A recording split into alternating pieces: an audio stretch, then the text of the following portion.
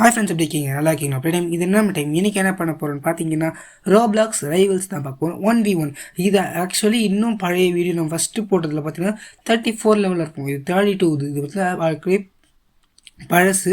இதில் வந்து பார்த்தீங்கன்னா நம்ம ஸ்னைப்பரில் சுத்தமாக விளையாடவே தெரியாது.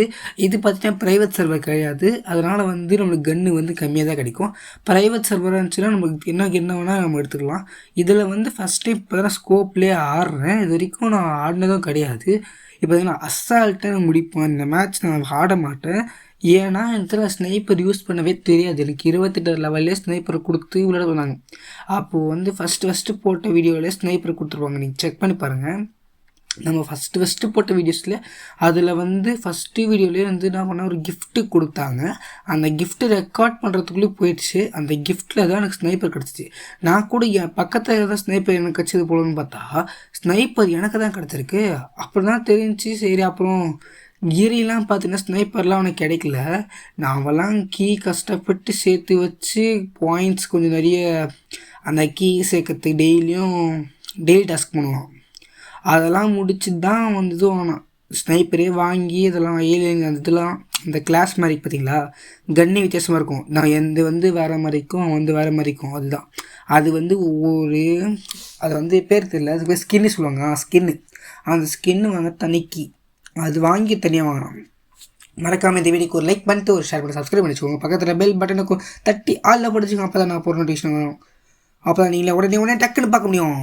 சரி, ஓகேங்களா? இப்போ பார்த்தீங்கன்னா வந்து வெறும் சைத்தில் வச்சே அடிக்கிறான். ஓகேங்களா?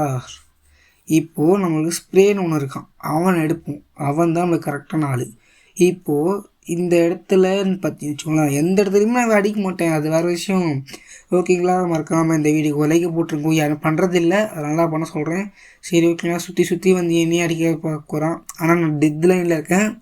இது அடிச்சிட்டான்னா 3வது போயிடுவான். ஈஸியாக அடிச்சிடலாம். அதுதான் பிரச்சனையே, அதுதானே. அவன் அடிச்சிட்டானா சீக்கிரம் முடிஞ்சிடும். அதுதான் முடிச்சிட்டான்.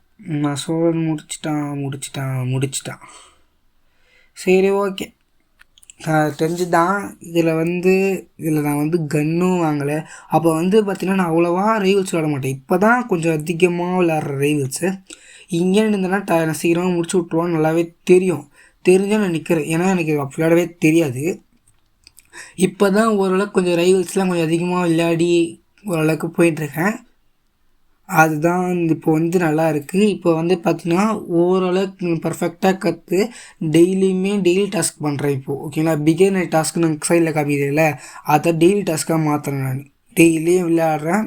அதை ஒரு நாள் விட்டுருவேன், ஒரு நாள் விட மாட்டேன். அதெல்லாம் விளையாடுவேன். அதுதான் பிரச்சனையே. நான் வந்து இனியோட டெய்லி டாஸ்க்கு நாளைக்கு முடிப்பேன். நாளைக்கு பண்ணுவேன். மறக்காமல் இந்த வீடியோக்கு லைக் பண்ணிட்டு ஷேர் பண்ணி சப்ஸ்கிரைப் பண்ணிச்சுக்கோங்க. பக்கத்தில் பெல் பட்டன் தட்டி ஆள் பிடிச்சிங்க. டாட்டா, பாய்.